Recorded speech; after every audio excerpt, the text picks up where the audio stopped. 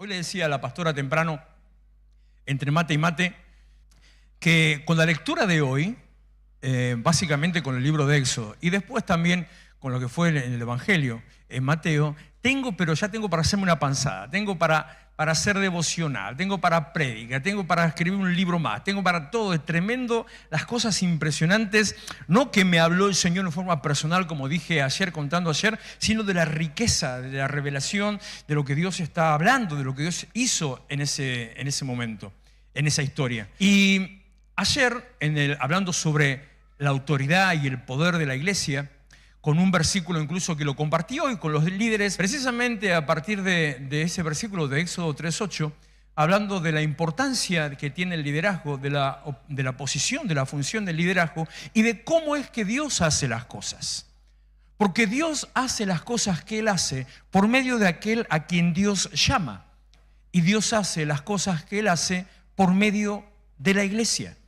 Porque dice Éxodo 3:8, he descendido para librarlos de la mano de los egipcios y sacarlos de aquella tierra a una tierra buena y ancha, a tierra que fluye leche y miel. Y dice los lugares del cananeo, el fereceo, bla, bla, bla, bla, bla. Y el versículo 10, que es el que cierra lo que Dios está diciendo y haciendo, le está hablando a Moisés y le dice: ven, por tanto, ahora y te enviaré a Faraón para que saques de Egipto a mi pueblo, los hijos de Israel. Repito, he descendido para librarlos de la mano de Faraón y para liberarlos. Por lo tanto, vení que te mando a liberarlos. ¿Quién hizo la obra? Dios. ¿Por medio de quién hizo la obra? De Moisés. ¿Quién hizo la obra de liberación? Moisés. ¿Con qué poder lo hizo? Con el poder de Dios. O sea, repito y una vez más les digo, Dios hace lo que Él hace, la obra de Dios, Dios la hace por medio de aquel a quien Dios llama. Cuando Dios te llama, eso significa que hay un propósito detrás. Cuando Dios te llama, significa que es para una función. Dios no te llama para un vení, quédate acá, ponete a mis pies y nada más. Dios te llama para, una vez estando a sus pies, y esto me recuerda el pasaje de Marta y María, el pasaje que también está en tantas canciones, en esa discusión entre las dos hermanas, entre la hermana encima, hermana mayor y hermana menor, donde la menor se sienta a los pies de Jesús a escuchar lo que Él tenía para compartir, para hablar, y mientras tanto la mayor estaba preparando las cosas para comer, para que todos se sentaran a comer. Parece la otra historia, la del hijo pródigo, el menor yéndose de farra y el mayor laburando. Pero en ese momento de la discusión, cuando estaba María ahí, Jesús le dice a Marta: ay, Marta, Marta, estás muy afanada, muy preocupada, ocupándote de tantas cosas. Marta, Marta, Marta, vos siempre laburando, siempre ahí con tu responsabilidad. La señora se cree el Dios de la responsabilidad. Sin embargo, mirá tu hermana, dice, eligió la mejor parte, la que no le será quitada. Y María, ¿qué hacía? Se tiró a torrar a los pies de Jesús ahí, escuchando lo que Él tenía para decirle. Pero lo que Dios siempre me ministró sobre esa historia es que cuando Jesús terminó de hablar, tanto Él como María se levantaron, y aquí no sabe qué hicieron. Se sentaron a comer lo que Marta preparó. Por lo tanto, no es simplemente una cuestión de en qué posición estás o solamente quedarte acá. Dios te llama para un propósito, para hacer algo. Dios te pone a sus pies para enviarte, para hacer algo. Dios hace las cosas que hace por medio de aquel a quien llama. Dios hace lo que hace por medio de la iglesia. En el caso de Marta, para que no quede eso así colgando y genere una mala interpretación, a ver, sí, ella estaba desenfocada, porque ella solamente se preocupaba y se ocupaba del hacer y se olvidaba totalmente de su llenura espiritual y de acercarse al Señor. Lo que el Señor le estaba diciendo es: a ver, vieja, pará, sí es eso, pero también vení acá, porque eso es lo que no te será quitado. Lo demás pasa. ¿No le pasó a usted? ¿No le da un poquito de bronca que está 1 hora, 2 o 3, según las ganas que tenga, de estar cocinando? Después se sienta a comer, están los buitres, desapareció todo. Y cuando terminó dice: ¿para qué me gasté tanto? Ahora tengo que volver a hacerlo otra vez. Ojo, porque también le pasaría lo mismo si después de estar 3 horas cocinando nadie come nada. Ahí se enojaría y diría: ¿para qué me gasté tanto? En definitiva, una cosa y otra vamos a lo mismo. Pero eso pasa, es del momento, es algo que ya está, ya se hizo, listo. Se resolvió, se terminó. Pero lo que se recibe de estar con Él, de la intimidad de la presencia, eso no te será quitado. eso permanece y permanece para siempre. En el equilibrio está la bendición. Pero respecto al llamado, te lo repito, Dios hace las cosas, Dios hace la obra, el reino de Dios, la obra de Dios, Dios las hace por medio de aquel a quien Dios llama. Y Dios las hace por medio de la iglesia. Ya lo dijo el profeta Amós, porque algunos piensan que yo invento las cosas, que es cosa mía. Me encantó porque ayer alguien me dijo, más o menos en estas palabras, me dijo, yo estaba acostumbrado a otro tipo de iglesia, hay distintas formas de iglesia, aunque todos somos iglesia, estaba acostumbrado a otro tipo de iglesia, que se hagan las cosas de otra manera, o que haya un mover distinto, una manifestación distinta, dice, pero, esa es la que más me gustó, pero si yo veo que usted estudia la palabra y que no dice cosas por decir, sino que lo que dice sabe lo que dice. Ah, bueno, ya me quedé tranquilo. Pero cuando me empiezan a decir, yo estaba acostumbrado a otra cosa, digo, chao, ¿con qué me va a venir ahora? Porque a veces ha venido cada uno, no, acá las cosas se hacen mal. No, acá no puede estar la hermana así en pantalones bailando.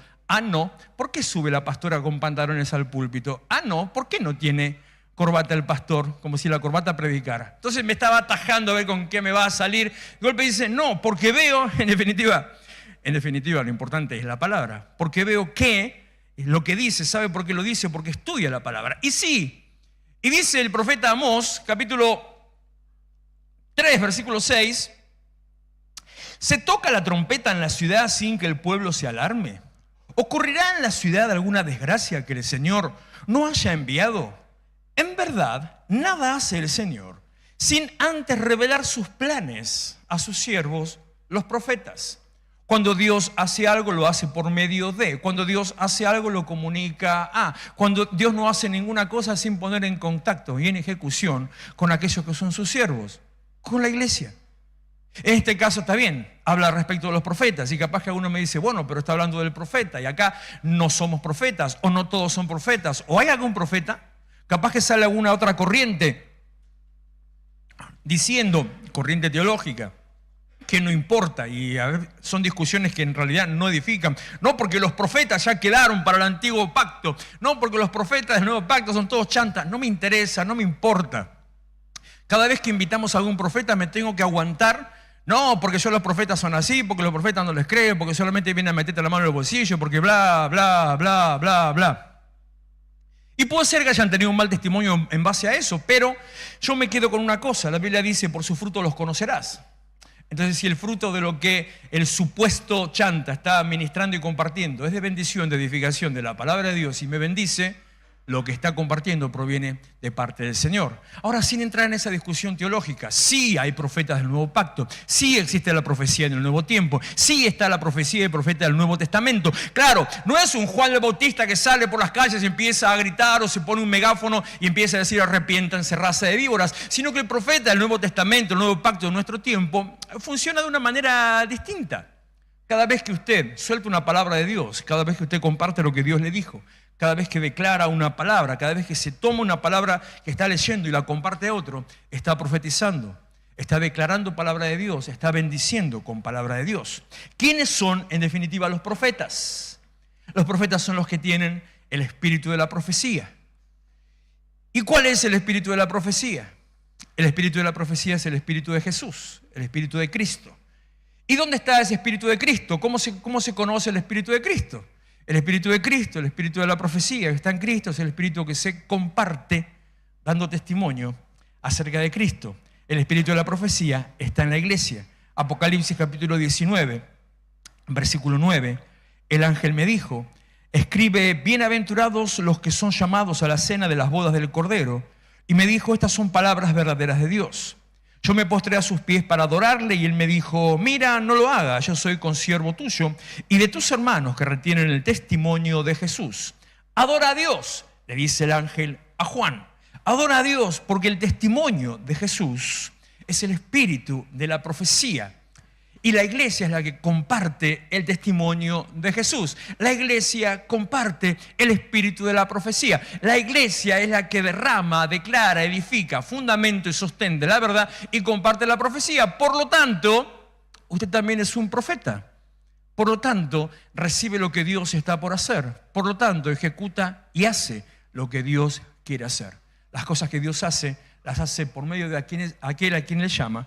Las cosas que Dios hace, las hace por medio de la iglesia, que es la herramienta de Dios para la transformación y la plenitud. Algo interesante en lo que voy a hablar en unos minutos, la plenitud. La iglesia es la herramienta de Dios para la transformación y la plenitud y el canal de contención, formación, transformación y bendición. Yo sí sé que uno se puede encontrar con Dios fuera de la iglesia, lo puede hacer en su casa, por supuesto. Pero una cosa es encontrarme con Dios y otra cosa es hacer la obra de Dios. Yo sí puedo encontrarme con Dios en mi casa, pero no puedo hacer la obra de Dios en mi casa, salvo que Dios me mande específicamente y puntualmente a hacer algo en mi casa. El lugar de contención y el canal es por medio de la iglesia. También te decía anoche, Efesios 3:10, el fin de todo esto es que la sabiduría de Dios en toda su diversidad se dé a conocer ahora por medio de la iglesia, a los poderes y autoridades en las regiones celestiales, conforme a su eterno propósito realizado en Cristo Jesús nuestro Señor. O sea, el propósito de Dios, y que lo hace por medio de la iglesia, es que el mundo espiritual se entere de que Dios es soberano, de que Dios está por encima, de que Dios es más grande, de que Dios tiene el control de todas las cosas. De que aquello que viene a oprimirte, hablando hoy de la opresión, de aquellos que vienen a traerte conflictos, aquellos que quieren cortarte los caminos, que sepan que no tiene autoridad. Como dije también, la iglesia es la que tiene autoridad sobre el terreno espiritual. El mundo espiritual no tiene autoridad sobre la iglesia. La iglesia tiene toda autoridad sobre el mundo espiritual. Por eso es que terminamos diciendo que ser cristiano no es simplemente el hecho de venir a la iglesia, de congregar, de bla, bla, bla, bla, bla, bla, bla, sino ser cristiano es una declaración de guerra. Es ponerse en pie de guerra contra todo aquello que quiera venir en contra de su vida, de su casa, de su familia, de sus hijos, de su trabajo, de su economía. Todo aquello que quiera venir a serrucharle el piso, quiera venir a moverlo. Por eso es fundamental y necesario estar plantados en la iglesia. Pero también recuerdo que ser cristiano no es solamente venir a buscar bendición, prosperidad y sanidad, que es lo que estamos haciendo hoy. O sea, pareciera ser que estamos en contra de lo mismo que dije ayer, ¿no? Por eso, si usted tiene alguna petición, como pasaron recién, véngase al frente sin ningún problema, en cualquier momento, mientras estoy hablando, antes de que empecemos a orar. Si no tiene papelitos, en el frente debe haber, en el mostrador de allá debe haber, y si no hay, búsquese algún papelito, debería haber, creo, y venga y ponga la petición que sea, la que tenga, la que quiera. Si él ya la trajo de su casa, si la quiere escribir ahora, no importa. No, acá. No molesta en absoluto. De esa manera luego vamos a orar. Pero ser cristiano no es venir a buscar esto, aunque sí vengo a buscar esto siendo cristiano, porque creo y porque sé que Dios lo va a hacer, porque es parte del pacto de la cruz, el que vamos a recordar el próximo sábado en la Cena del Señor, porque es parte de lo que el Señor tiene para nosotros, porque es parte del derecho que yo tengo, la autoridad que tengo como iglesia, de pararme en contra de las fuerzas del mal, como iglesia, de pararme en contra de la autoridad que quiere derribarme, como iglesia, de decirle al enemigo: hasta acá llegaste, se terminó tu tiempo, es momento que retrocedas, porque no hay plenitud si no hay bendición, si no hay paz, si no hay establecimiento. No hay plenitud si no hay sentirse bien. Plenitud incluye crecimiento. Plenitud implica dar fruto. Plenitud incluye establecimiento. Usted se sienta relajado, arraigado, que usted pueda sentir que es su lugar de descanso, su lugar de paz. Plenitud incluye restauración, sanidad, alcance. No existe plenitud si te sentís atacado, si te sentís atado, si te sentís frustrado. Me impactó, como decía recién Agustín en su testimonio. Me sentí frustrado por lo que pasó. Al margen de la situación particular, tantos casos y vidas que se sintieron frustradas. No estoy hablando del que ni siquiera del que se haya enfermado. El que simplemente se le cortó todo. Gracias. Recuerdo el día que ese señor que se decía que era presidente en cadena nacional dijo: a partir del 19 de febrero se cierra, Recuerdo los gritos en mi casa con la señora que al día siguiente se casaba. Al día siguiente del 19 de febrero, se casaba el 20. Y ¡no! Dice, no puede ser todo mal. No, mal, mira con quién te casaste. Ah, no, pues me corrió el auto, así que no. Dejémoslo. Eso estuvo bien. O sea, vidas frustradas constantemente, un montón de cosas pasaron.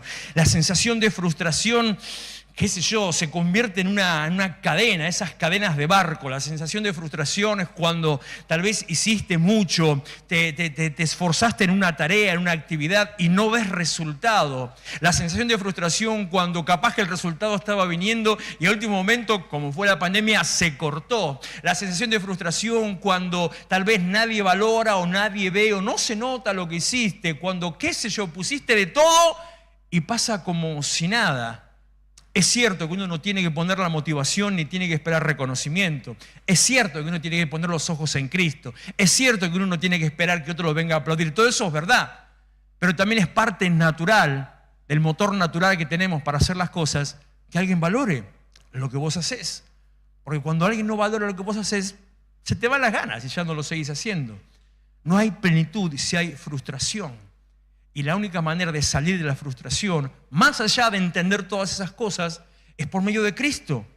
Es estando en la iglesia, porque yo sé que a veces a algunos no les termina de entrar este concepto. O piensan que les quiero vender el iglesismo. Y no se trata de eso. O como dije anoche y el miércoles y la semana anterior, no estoy hablando de iglesia tal o de tal denominación o de tal ministerio o de moverse debajo de tal cobertura, de nada que ver con eso. Ninguna de esas cosas impacta, ninguna de esas cosas tiene nada que ver. El punto es estar comprometido con la obra de Dios, estar comprometido con lo que Dios quiere hacer con nosotros, ser una herramienta en ese proceso de lo que Dios quiere hacer con nosotros, ser parte de los que hacen la obra de Dios.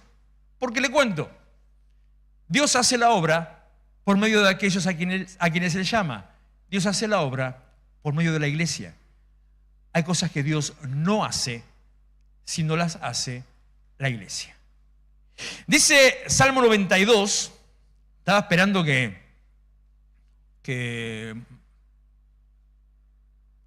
le iba a hacer un chiste, pero no, me lo aguanto.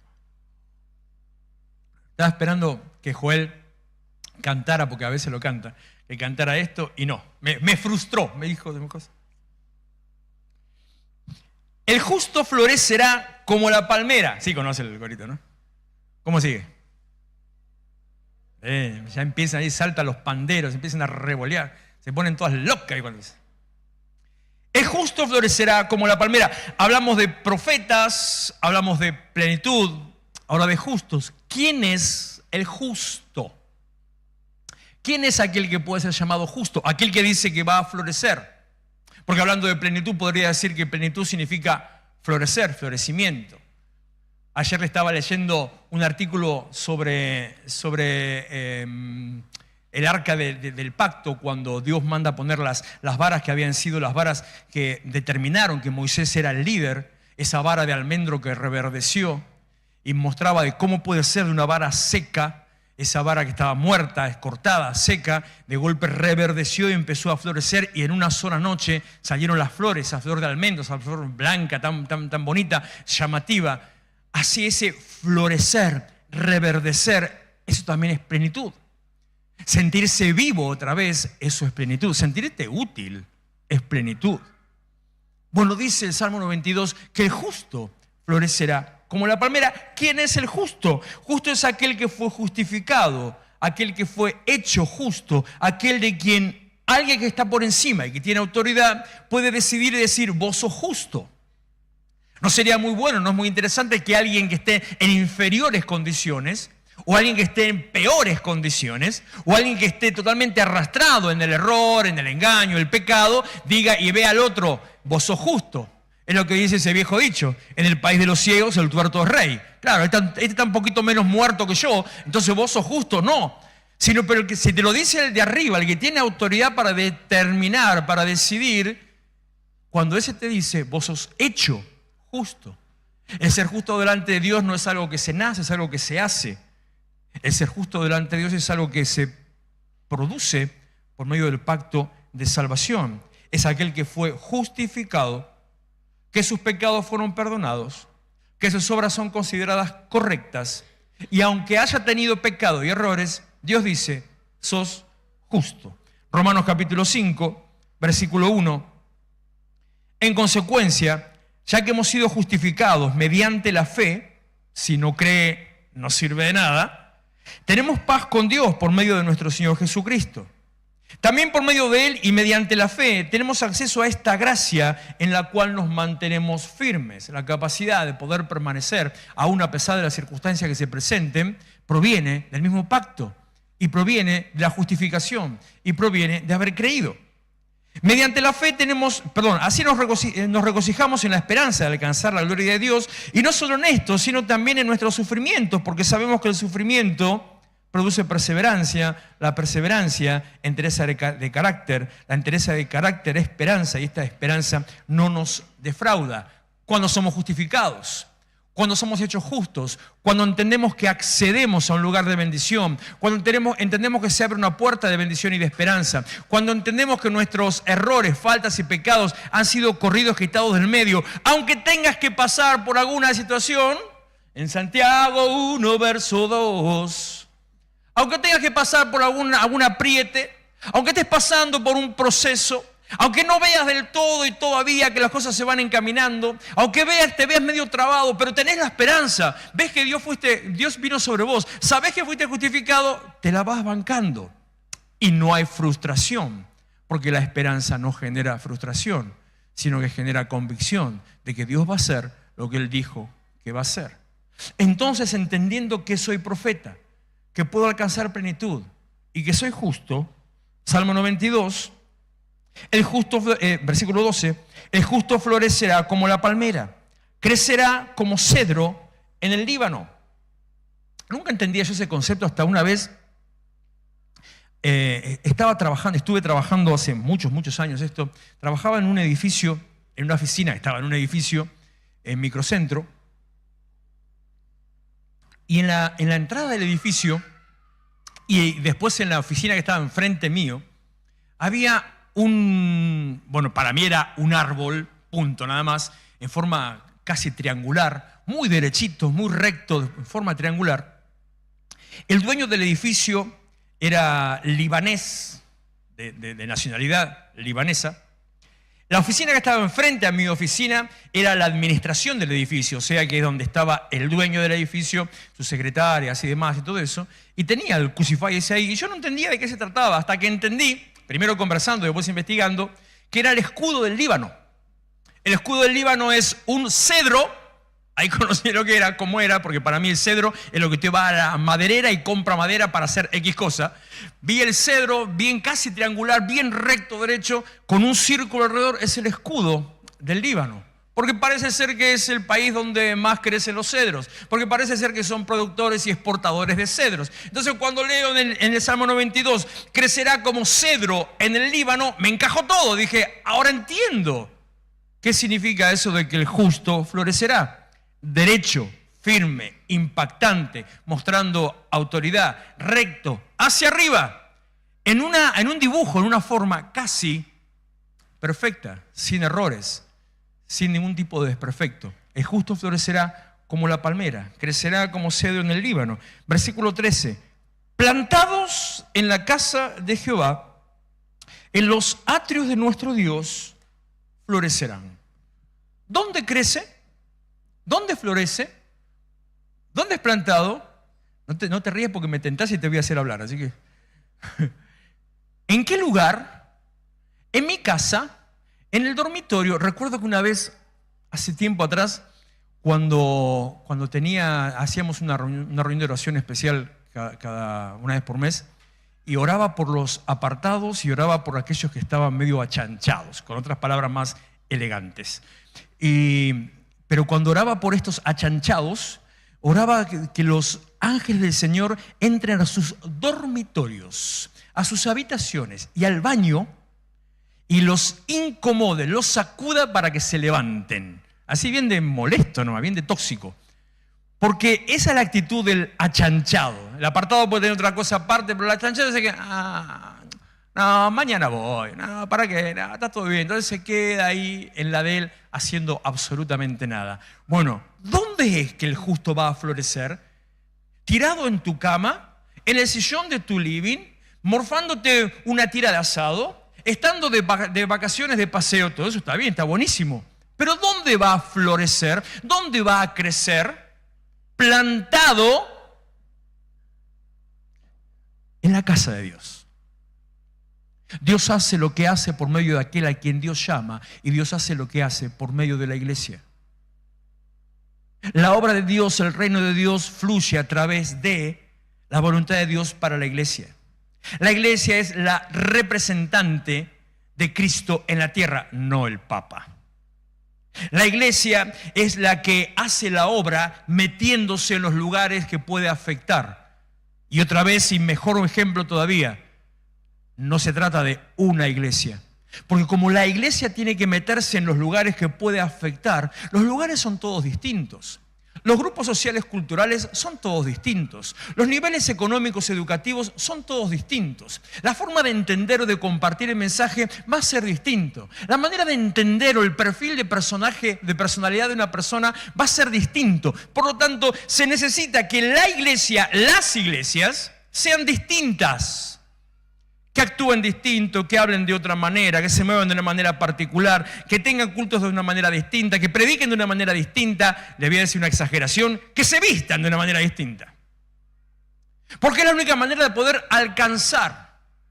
Yo recuerdo, yo lo confieso, ya pedí perdón al Señor hace muchos años y después ya me divertí con esto, ahora lo repito. Yo confieso, yo era uno de los que se ponía Canal 2 a propósito para divertirme mirando al Pastor Jiménez. Me lo ponía, me divertía. Y mira qué ridículo el tipo ese, con los pelos todos así, las camisas todas floreadas, bien despampanantes, y estaba el coro siempre ahí, todo un montón de gente en el coro cantando, bailando, también vestidos parecidos. Y yo decía, ¡qué ridículo es fulano tal! Obviamente decía eso cuando no era creyente. Ayer le compartí a alguien, le conté que la primera vez que yo fui a la iglesia tuve la intención, cuando terminó la reunión, de esperar al pastor afuera para pegarle. Así que ese era yo de antes, ¿no? Además, y después, como son la vuelta a la vida, hasta ahora nadie me quiso pegar. Y si alguien se quiere anotar, abre el mostrador y será derivado. Pero otra historia. Entonces yo lo miraba a él así, como ese aspecto que realmente, sin hacer ningún juicio de valor, sin entrar a hablar de lo que pasó con Jiménez, sin decir si es de Dios, no es de Dios, no me interesa todo ese cuento. Le voy a decir algo que nadie puede rebatir. El ministerio del pastor Jiménez, en el momento de éxito de su ministerio, alcanzó un número de gente que nunca nadie pudo haber alcanzado, porque se animó a meterse en un nivel social al que nadie le prestaba atención y no le daba bolilla. Alcanzó personas que no hubieran ido a la iglesia, porque la iglesia siempre se mostraba de 3 corbatas juntas y con todo lo sacro, oscuro y legalismo. Personas que no se permitían a sí mismos ser parte porque se sentían marginadas. Entonces, no se trata de X iglesia, se trata de la iglesia, representante de Dios en la iglesia, en la tierra, para penetrar en medio de la sociedad, para transformar.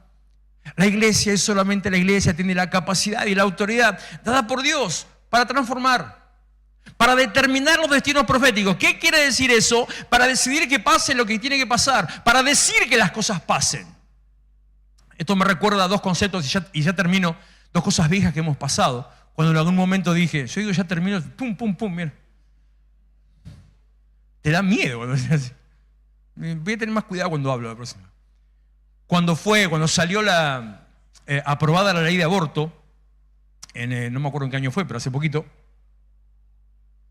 donde yo ahí dije, y lo sigo diciendo, y lo creo y lo comparto, más allá de la votación, más allá de las elecciones, más allá de lo que haya sucedido dentro del Congreso, la culpa de que haya sido aprobada fue solamente de la iglesia, porque la iglesia no hizo lo que tenía que hacer. Y lo que tenía que hacer no era estar haciendo piquete en el Congreso o poner carpas, eso es puro circo. Eso sí hacía la iglesia, eso es circo, eso no tiene nada, no cambia. Lo que la iglesia tendría que haber hecho en ese momento era haber trabajado durante años de una manera tal que dentro de la iglesia, dentro del Congreso, donde hay 257 diputados, entre los 257 diputados había una cristiana. Una. Entonces la iglesia tendría que haber trabajado para que en vez de una hubiera 100 que hubieran votado en contra de ese proyecto y no hubiera sido aprobado. La iglesia es la responsable de los males de la sociedad, no el diablo ni los gobiernos, no es la política. La iglesia es la responsable de los males de la sociedad, pero no lo quiero hacer cargo ahora de los males del país. Pero sí que entienda que la iglesia tiene la autoridad para transformar y por lo tanto también para transformar mi vida. Plantados en la casa de Jehová, en los atrios de nuestro Dios florecerán. Plenitud implica estar arraigados en la casa de Dios. Aún en la vejez, levanten la mano los viejos. ¿Cómo me van a hacer una cosa? ¿Cómo van a hacer una cosa así? Irrespetuoso de la vida. Ana, bajá esa mano inmediatamente en el nombre de Jesús. Viejos son los trapos. ¿Nunca le dijo a su mamá que viejos son los trapos? Bueno, entonces, ¿quién es trapo acá? ¿Cómo va a decir viejo? Levantaron la mano. Carmen, vos no levantaste la mano, ¿no? Ah, bueno. Los años no vienen solos.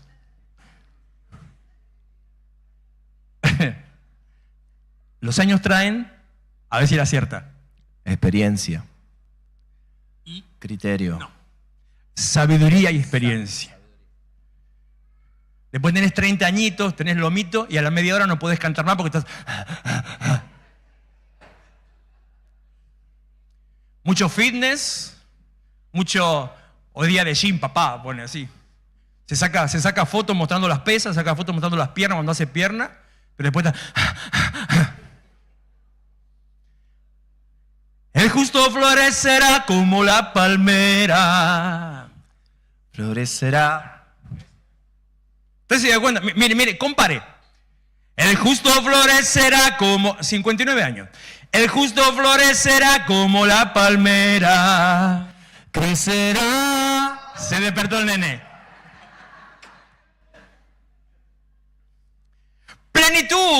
Plenitud implica con estar arraigado, plantado en la casa de Dios. Plenitud implica florecer, implica fructificar. Plenitud implica, al que estaba leyendo recién, aún en la vejez fructificarán. Estarán vigorosos y verdes. No viejo verde, ¿eh? No. Vigorosos y verdes. Verdes de rebosantes. Verdes de ahí por florecer. Verdes de vida abundante que tenés por delante. Verde de fruto permanente, como dice Juan 15. Fruto que permanece. Fruto que acompaña. Todo eso procede cuando usted está arraigado en la casa del Señor. Plenitud implica dar fruto, fruto permanente. La iglesia es la herramienta de Dios para la transformación. Plenitud y dar fruto es consecuencia de estar arraigado en su casa. Por eso, por creer, rápido, que ya cierro acá dale, uno más y ya no hay más, se cierra el bolillero. Al entender, al creer, que agrego lo que dijimos en el testimonio de Agustín también, que al que cree todas las cosas le son posibles, que si no creo, nada funciona. Al entender que en Cristo tengo plenitud y que la plenitud se alcanza al estar sirviendo a Dios en la iglesia y siguiendo la obra de Dios. Al entender que he sido justificado, que a pesar de lo que haya pasado en mi vida, no interesa, Él me llama, Él me recibe, hace un pacto conmigo y en ese pacto yo recibo bendición, salvación y soy enviado para hacer. Si te quedas acá no alcanza, sos enviado para hacer. Al entender, al comprender que también sos profeta, que lo que digas tiene peso, que lo que digas tiene autoridad, que podés empezar a hacer. Antes de ayer estábamos mirando una película de la pastora no cristiana, pero me impactó una escena de esas medio raras donde iba una chica, iba detrás de un gurú, eso, viste que aparecen en las redes, aparecen esos que te resuelven la vida con cualquier cosa rara. Hay algunos que son totalmente bizarros y aberrantes, pero otros te dicen, qué sé yo, hacer el curso de tal y pim, pum, lo que sea, y la gente normalmente lo cree y paga fortunas de tal manera que a veces me da ganas de poner algún curso de algo, porque pagan fortunas para que le digan 2 pavadas y nada más. Y estaba ahí discutiendo, no, pero escúchame que me siento así, que me hiciste hacer tal ritual, que esto, y mirá cómo estoy. Y él le dice, ¿qué ritual, nena? El ritual. Y le hace esto. ¿Dónde está Joel? Acá. Está acá. El poder está acá. En lo que vos creas, le dice. En lo que vos pienses. Me encantó. En lo que vos decidas. Ahí está. ¿Qué ritual?